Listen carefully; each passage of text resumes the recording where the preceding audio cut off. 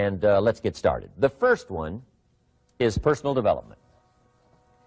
Now, in illustrating personal development, Mr. Schoaf, my teacher, started with money. You know, money's not the only place to start in talking personal development, but it's where he started, so let me share the thoughts he shared with me back then. Let me share them with you. Here's the best lesson I can give you on economics. It's very simple. We get paid for bringing value to the marketplace. That's about as simple as I can put economics. We get paid for bringing value to the marketplace. Now, it takes time to bring value to the marketplace. However, we do not get paid for time, so we cross that out. Mistakenly, the man says, I'm making about $20 for an hour. Not true. If that was true, you could just stay home, right, and have him send your money. So that's not true. We don't get paid for time. We get paid for value brought to the marketplace. Now, since that's true, here's one of the key questions of my talk to you today. Is it possible to become twice as valuable to the marketplace and make twice as much money in the same time? Is that possible? The answer is yes. Could you become 3 times as valuable as you might be right now to the marketplace and make 3 times as much money in the same time? And the answer is yes. 5 times, 10 times? Of course. America is unique. It's a ladder to climb. It starts down here, let's say, at $5 an hour, and it keeps going up. Top income last year, $80 million. The guy who runs Coca-Cola. Now, that's a heck of a ladder. That's why everybody wants to come here, right? The boat people are not headed for Vietnam. People haven't plotted and schemed for 50 years saying if I could just get to Poland, everything would be okay. Not true. Everybody wants to come to America. And the reason is because we've got the best wind ever blowing in our favor. We've got the best economic opportunity anybody's had in 6,500 years. And all you have to do is understand it and take advantage of it. Now, there's some key questions to ask here. Why would the marketplace pay someone only $5 an hour? Very simple answer. They're not very valuable to the marketplace. Now, we must underline to the marketplace. This person might be a very valuable brother, yes. Member of the family, valuable, yes. Valuable member of the church, of course. Valuable citizen of the country, yes. Valuable in the sight of God, no doubt. We're all of equal value in the sight of God. But if you're not very valuable to the marketplace, you don't get much money. You say, well, it shouldn't be that way. Well, then you got to start your own country. You know, this one's been in process for 200 years, and this is the best we've been able to come up with so far. But here's the key. You don't have to stay here. Now, there was a big debate in Congress last year that this $5 was not enough, should be 6, should be 6, should be 6. But we don't need legislation. 6 is already on this ladder. The next step up. You know, if you work for McDonald's, they'll pay you $5 an hour to take out the trash. If you whistle while you take out the trash, they'll pay you $6 an hour. So we don't need that legislation. You just need to take lessons on how to whistle. Have a good attitude. Now, as you begin to climb this ladder, why would the marketplace pay some people $50 an hour? Answer, evidently, they must be more valuable to the marketplace. 10 times more valuable. And is that possible for someone to be 10 times more valuable and earn $50 an hour instead of 5? And the answer is yes. That's what America is all about. Now, why would the marketplace pay some people $500 an hour? Evidently, this person must be much more valuable to the marketplace. That's what's important to understand, to the marketplace. And would the marketplace pay one person $80 million for 1 year's work? And the answer is, of course. If you helped a company make $1 billion, would they pay you $80 million? I'm telling you, it is possible. And that's why America is so exciting. That's why this financial ladder is so exciting. It's possible for all of this to come true for all of you, no matter where you start. As a student in school, just getting started out there in the workplace, This is all possible for you.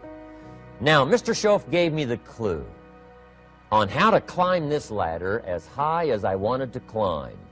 Now, we're talking primarily economics here. There's a lot of other ways to become valuable to your family, valuable to your friends, valuable to the community, valuable to the team, right? Valuable to the team effort, valuable to the concert. But here's what he said to me. In climbing this ladder economically, all you have to do is work harder on yourself than you do on your job. Once I heard that, it made sense to me. I kept hoping that everything else would change around me, found out that if I went to work on myself, worked on my skills, worked on my language, if I became better than I was each year, if I grew in skills and language and vocabulary and competence, then I would become attractive to the marketplace. Not very long ago, a company called me and said, Mr. Rohn, we're expanding internationally. We'd like to have a bit of your expertise to help us. Would you give us a bit of your time? We'll add some millions to your fortune. And I said, okay. And I thought later, isn't that interesting they would call me? Then my second thought was, of course they'd call me. Who else would they call? I can get the job done. Now, what a contrast for me, farm boy from Idaho, raised in obscurity, parents of modest means, broke when I was 25. How come I would get a telephone call and someone offer me a lot of money to help them in expanding around the world? Simple answer, evidently. Something happened to me between age 25 and where I am today. And I can tell you where it all started. From my teacher, Mr. Schoaf, who said to me, we don't have to change what's going on out there. That's the wind that's blowing.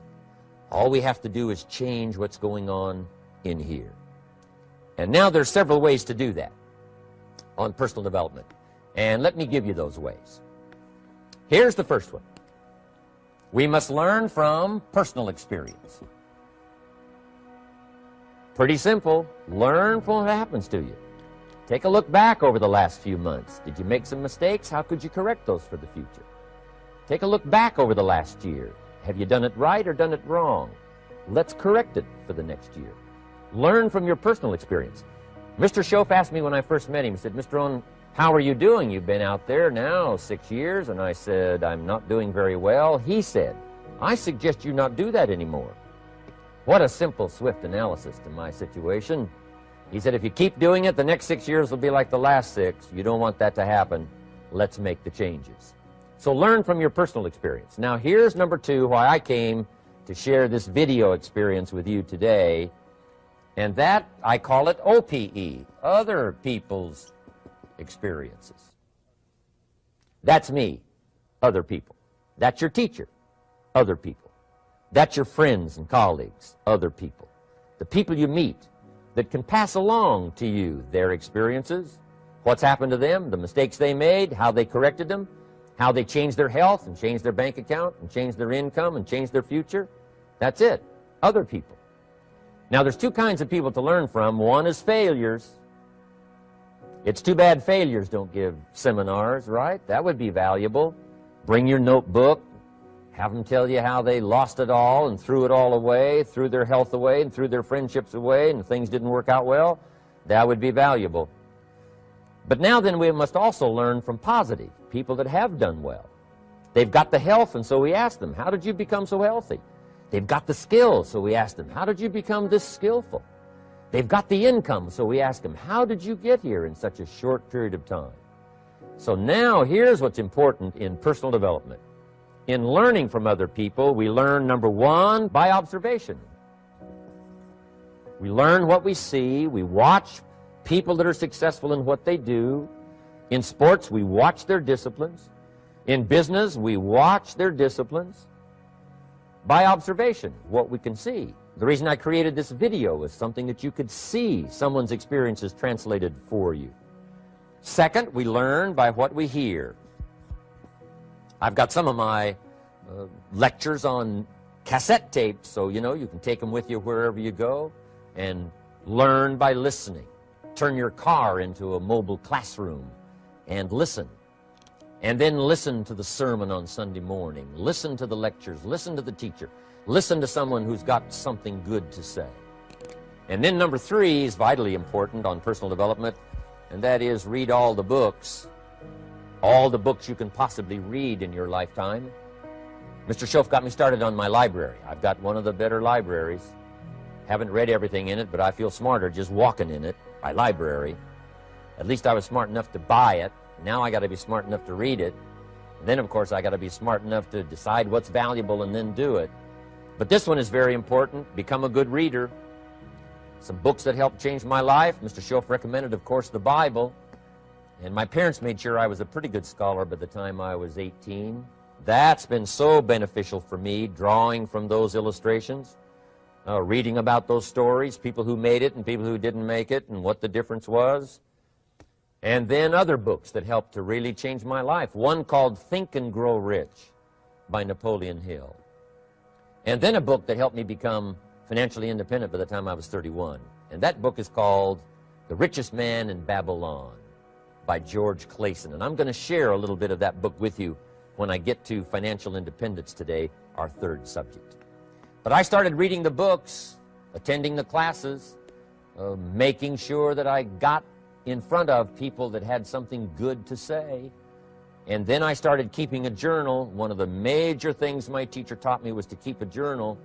He said, don't trust your memory.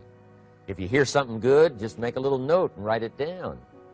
Now, at first I took, notes on pieces of paper and torn off corners and backs of old envelopes. And it didn't serve me well, thrown in a drawer. Then I learned to keep a journal, a bound copy of all my notes. So I would suggest you do the same. Things that impress you, a poem that impresses you. When you attend a class, some of the ideas that impressed you, jot them down. You read something in a magazine, right? Some ideas. Take those out, put them in your journal. Keep a good journal the rest of your life. This will serve you well. My journals make up a significant portion of my own library. And if you saw my library and saw my journals, I tell you what you'd have to say.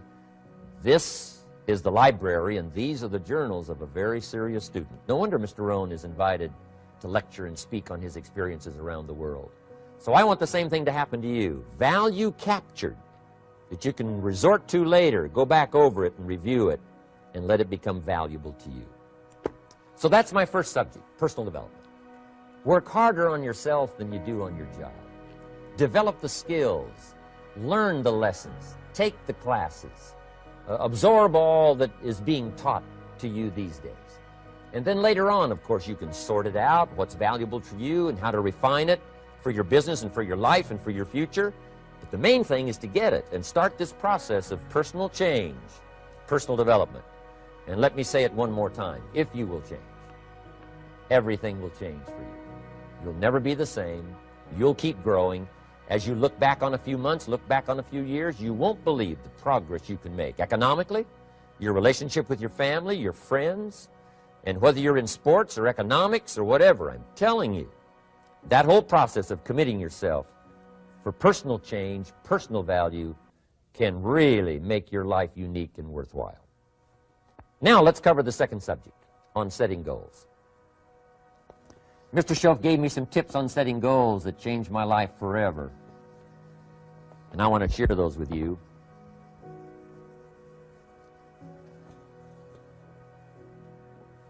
So let's talk about setting goals, and I also want to tie it to personal development, and you'll see how I'm going to do it as I progress here. Setting goals. We need to take a look into the future. There are 4 things to consider in terms of attitude. One is how you feel about the past. Best advice I can give you on that is treat the past as a school. Let it teach you the mistakes you've made, the things that went wrong, the things that didn't work. Don't use the past as a burden to carry, and don't use the past as a club to beat yourself to death. Past losses, past failures, past mistakes. But let the past be a school. Tough school maybe. We've all been through some tough stuff. So if you feel good about the past, draw from it for experience and let it teach you. Then next is how you feel about the future. We've got to have the future well designed. The future is called the promise. And here's what we teach in our leadership series. The promise of the future can be an awesome force for your own future. The promise of the future, designing the future. There's two ways to face the future. One is with apprehension, and the other is with anticipation. I promise you, in my travels around the world, most people face the future with apprehension. And here's why. They don't have it well designed. They've sort of left that up to someone else to fix. But here's the best way to face the future, with anticipation. And you can face the future with anticipation if the future is clear, if the future is well designed. And I would like to have you consider some thoughts with me that help me to really change my future by giving it some thought and some consideration.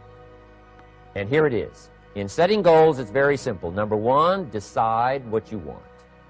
You just take a little time. You sit down and say, what do I want? What kind of skills do I want? What kind of income do I want for the future? What would I like? Where would I like to go? Places I'd like to visit. Habits I'd like to acquire. Skills I'd like to have. You just take a little time to think about what you want. Economics, friendships, people you'd like to meet, places you'd like to go. You just take some time. And then I suggest, when you've thought about what you want for the future, make a list. Just jot it all down. It's really a very simple process. And then here's number three. Keep all the old lists. I'm telling you, this served me so well, keeping my old list of goals. I look back now 10, 20 years ago at goals I set, lists I made, and I smile now because here's what I thought was so important, 20 years ago. Now some of those things aren't even on my list. I've got a new list. I've grown. I've changed. I've matured. But I give you that advice. Decide what you want. Number two, write it down. Number three, keep the old lists. And then here's number four. When you get something that's on one of these lists, check it off. Part of the fun of having a list is checking it off. And then if you can add some drama to checking it off, see, that's what really helps. I set a goal to go to Spain many, many years ago. And when I finally made my first trip to Spain, I had that journal with me that had that list in it. And while I had my journal on my lap, waiting for the wheels to touch down in Madrid, I waited until the wheels touched the runway, and I checked it off. Just adding a little drama. So, part of the fun of having a list is checking it off. Now, here's what's important about the lists and designing your future. If the future gets clear, the price gets easier. Because you got to remember, for every promise, there's a price to pay. Everybody's got to pay the price. Everybody's got to do the deal. Everybody's got to do the disciplines. Everybody has to pay. But here's what I've discovered. If the promise is clear and powerful, the price is easy to pay. The price is some classes. The price is a few books. The price is a few disciplines. The price is finding something that'll make your life better, make you grow, make you change, make you develop. So the first part of the key is to design the promise. Then, what is the price to pay? I'm telling you, the price will be easy. Anybody in my audience can pay it, no matter where you are, where you come from. Color doesn't matter, religion doesn't matter, where you grew up doesn't matter, circumstances don't matter. I'm telling you, if you'll make the promise of the future clear for yourself, the things you want, the places you want to go, the things you want to have, the person you want to become, the skills you want, the homes you want, the future you want, the friends you want, all of the values of life that you could possibly want. If you'll make that clear, make those lists, and be serious about it, I promise you it's an easy price to pay. Anybody can pay it. And the best advice I can give you is, if I can do it, you can do it. Farm boy from Idaho, raised in obscurity, I changed my life, turned it upside down, turned it all around, found economics, found future, found promise, and if I can do it, you can do it. So, start setting your goals and see if you can't get a better excitement going for the things you want to accomplish for the future. Now here's my third subject, and that's called financial independence. Oh, by the way, before I get to financial independence, let me cover one more point. One of the major reasons for setting goals is for what they make of you in achieving them. My teacher advised me when I first got started at age 25, he said, Jim, why don't you set a goal to become a millionaire? He said, it's got a nice ring to it. you know, enough zeros to impress your accountant. And he said, I'm here to help you. You're only 25 years old. You've been to 1 year of college. You've got a beautiful family, every reason to do it. Why don't you set a goal to become a millionaire? And he said, here's why. And I thought, he doesn't need to teach me why. Wouldn't it be nice to have $1 million? He said, no, then you'll miss it. He said, here's why. For what it will make of you to achieve it. I'm telling you, that statement changed my life. Set the kind of goals that will make something of you to achieve them. He said, now, once you become a millionaire, what's important is not the money. I thought, that's kind of strange teaching. He said, honest, it isn't important. He said, you could just give the money away. Now, I did better than that. I lost it all. By the time I was 31, I was a millionaire. By the time I was 33, I was broke. And I'll tell you a little bit about that story later. But when I lost all my money, guess what? I found out Mr. Schoaf was right. What was valuable was not the money. What was valuable was what I became to earn the money. The skills I had, the knowledge I had about the marketplace, the values that I had going for me. They were more valuable than the money. And here's an important statement to remember. It's not what you get that makes you valuable. It's what you become. So part of the key here is to set the kind of goals that will make something of you. Don't set them too low so that you don't have to grow and you don't have to read and you don't have to try and you don't have to stretch. Don't set them too low. And then don't sell out. Don't go for something that's going to cost you your virtue or cost you your values or sell out your principles.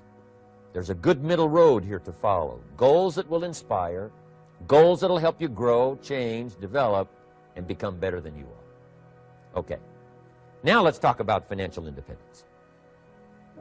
How to become rich by 40, 35 if you're extra bright, much sooner if you find an opportunity like I did. Let me show you how I did it. Financial independence. First of all, I like the phrase financial independence. Some people are a little bit concerned about using the word becoming rich or becoming wealthy, and I can understand that. I struggled a little bit with this. Is it okay to go for becoming rich, go for becoming wealthy?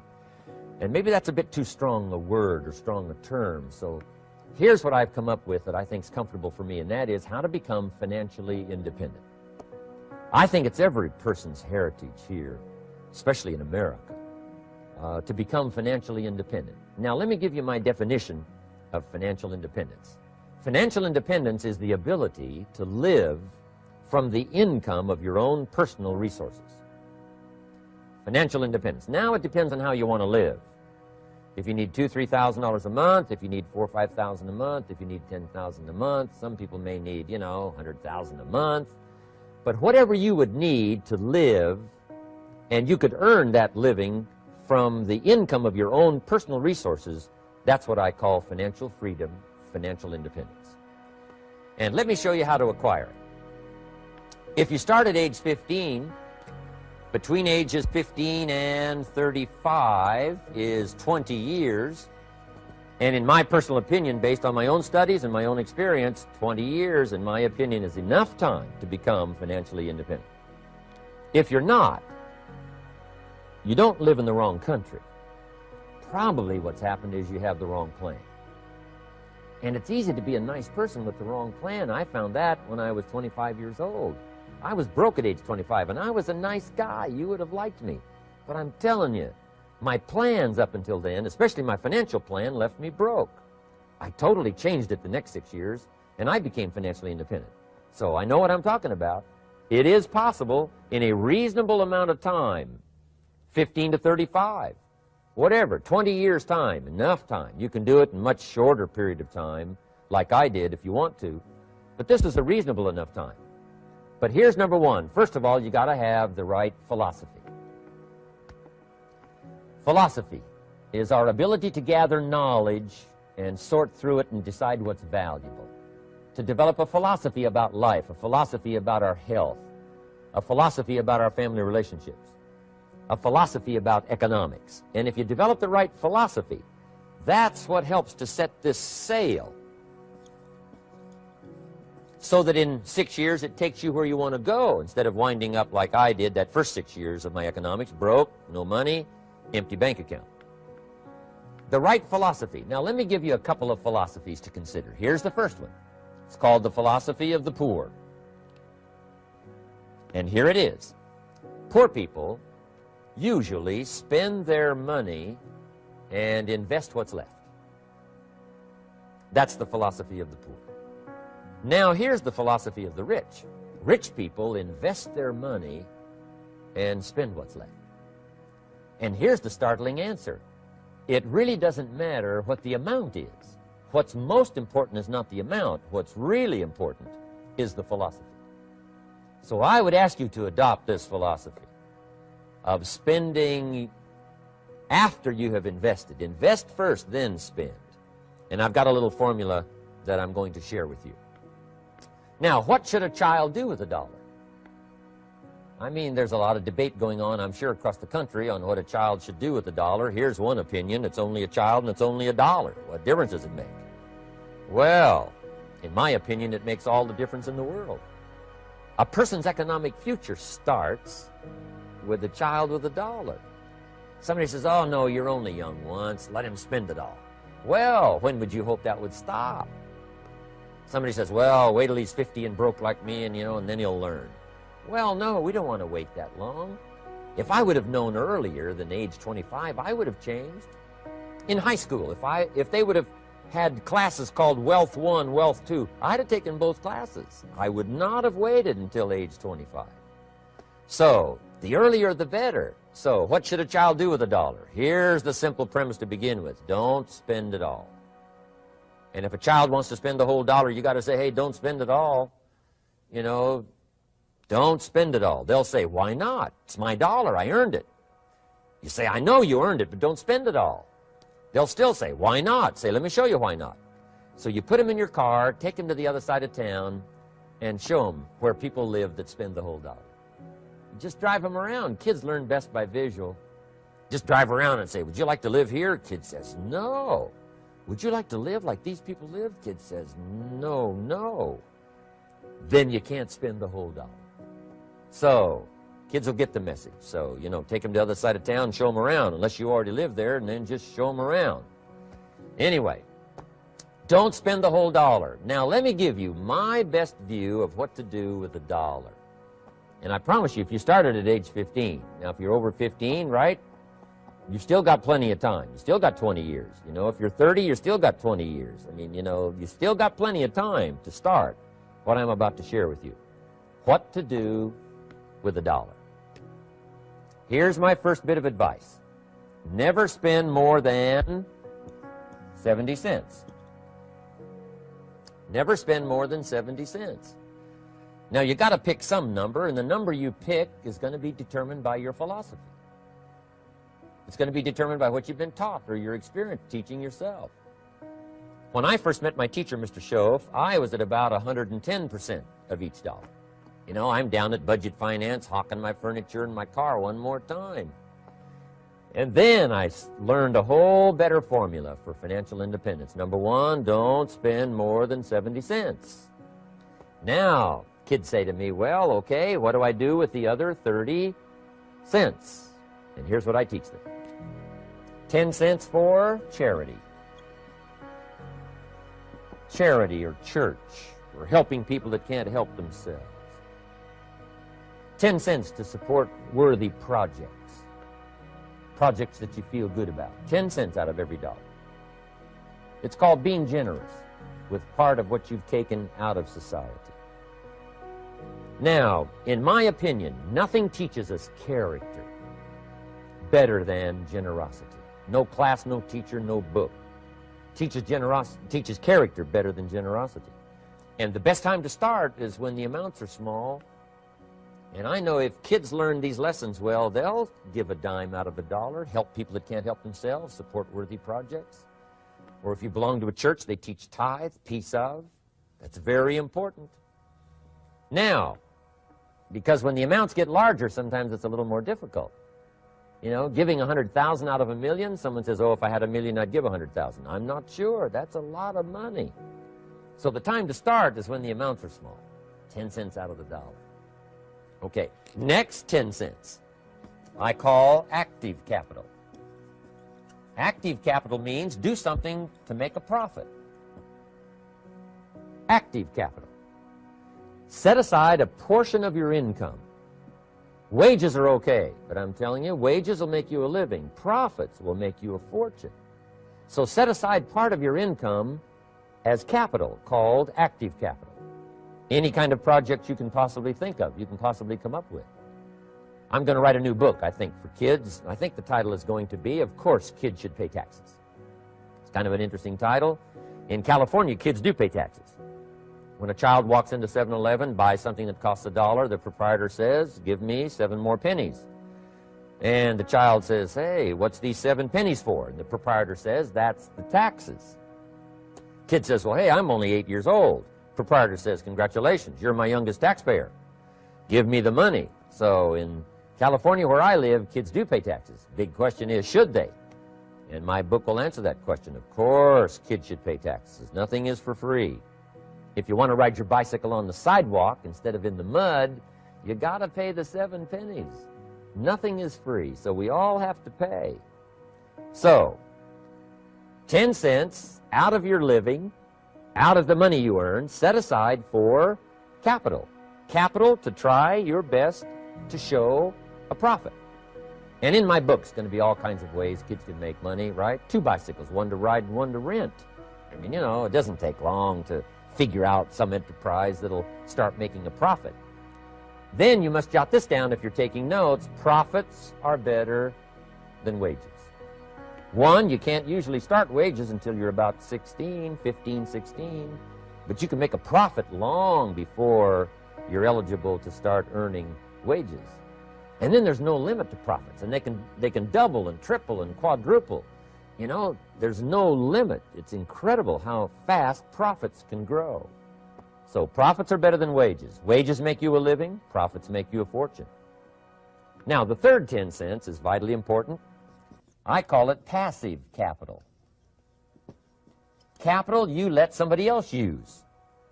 A financial institution, stocks and bonds, mutual funds, whatever. Let someone else use it. You furnish the money. They use it to make a profit, but they pay you for the use of it, called interest. And here's one of the things that'll make you financially independent fairly quickly, and that's called compound interest. And this is how you get it. Letting someone else use a portion of your money, your substance. They show the profit, they pay you interest. And this passive capital, I'm telling you, over a sustained period of time, if you'll develop this little 10, 10, 10, and 70, especially starting at age 15, I'm telling you, by the time you're 35, you will be financially independent. You'll have the ability to live from the income of your own resources. And then one more point on passive capital. There's a Bible philosophy. I'm an amateur on the Bible. But there's a Bible philosophy that teaches the borrower is servant to the lender. And if you want to be in a powerful position as you grow older, finally when you become mature, maybe have your own business, things have worked out for you for the future, the position you always want to be in is the power position, and that's called the lender. The lender is the power position. So if kids learn early enough, and then you ask them what they'd like to be when they grow up, I'm telling you, once they understand, they'll say, well, one of the things I want to be is one of those lenders. That's the power position, not the spender. No, you'll be pitied the rest of your life if you just become a spender. You got to become a lender. And I think this is the one formulas to follow. 10 cents out of every dollar. Let someone else use it. Be the lender, power position. Then try to show a profit. Can't we teach our children how to take $1, search the neighborhood, find a broken wagon, pay $1 for it, bring it home, you know, clean it up, sand it until it's clean, paint it red till it shines, straighten out the wheels till they're true, take it back to the neighborhood, sell it for $5? Anybody can do that.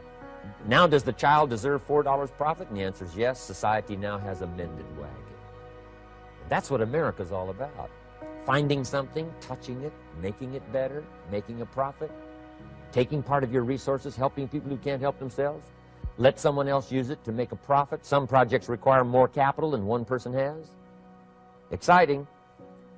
and then let them pay you for the use of it? America's had this philosophy now all these years. Communism has taught all these years capital belongs in the hands of the state, not in the hands of the people. We've been teaching all these years capital belongs in the hands of the people, not in the hands of the state.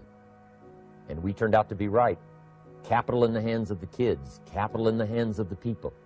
Enterprises that make a profit, enterprises that grow. It's the hope of our future. So that little simple formula, I hope, will help you. Now, one more key on financial independence, and that is attitude. Attitude. Here's number one. I used to say, I hate to pay my bills. My teacher straightened me out on that. He said, let's see, Mr. Rohn, what you hate to do is pay $100 on an account and reduce your liabilities and increase your assets. I said, well, no, not if you look at it that way. He said, well, it all depends on how you look at it. So wouldn't you love to pay your bills, reduce your liabilities, increase your assets? You got to have that kind of attitude. I found out the same attitude about taxes. I used to say, I hate to pay my taxes. And Mr. Schultz said, well, that's one way to live. But don't you understand? Taxes is how we care and feed the goose that lays the golden eggs. Wouldn't you want to do your share? Someone says, yes, but the goose eats too much. Probably true. But hey, we all eat too much. We all need to go on a diet. Better a fat goose than no goose.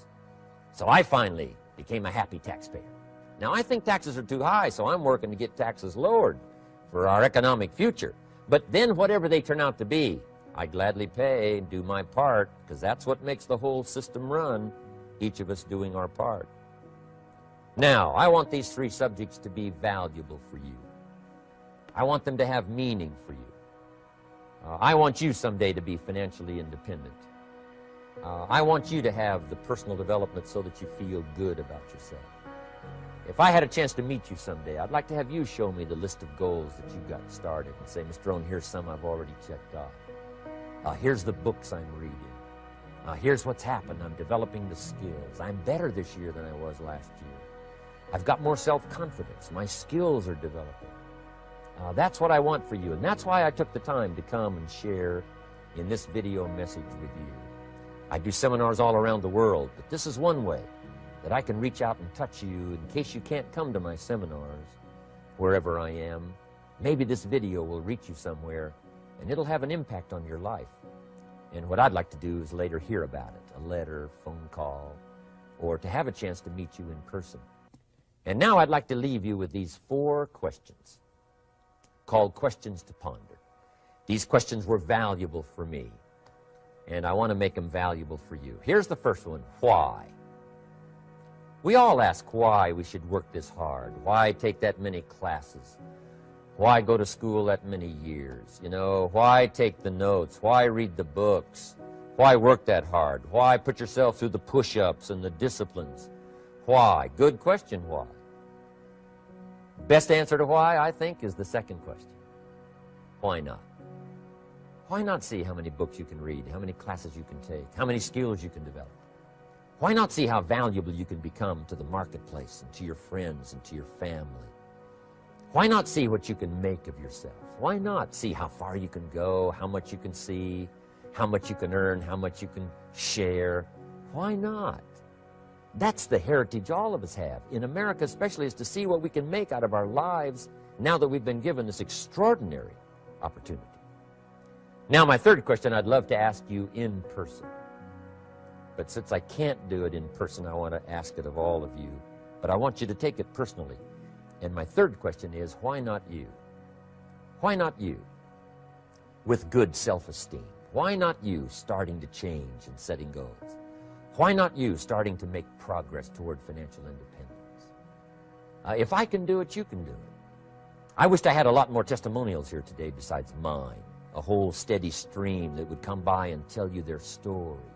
Someone who started with nothing, finally run a big enterprise. A mother who was on welfare, now she owns her own business. In addition to my story, I wish I had a lot more. And if all of them told their story, guess how they would probably wind up their story? They'd probably say, just like me, why not you? If we can read, you can read. If we can change, you can change. If we can figure it out, you can figure it out. If we can turn it around, you can turn it around. There isn't anything you can't accomplish. That's what those testimonials would say. And so I want to say it to you personally. Why not you? You've got the brains, you've got the stamina, you've got the vitality, you've got the interest, you've got your life ahead of you, you've got the future. You can do it. If anybody can do it, you can do it. If one of us can do it, hey, we all can do it. And now here's my last question. Why not now?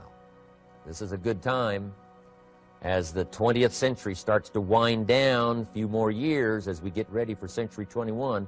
What a good time to set your goals, work on yourself, work on your skills.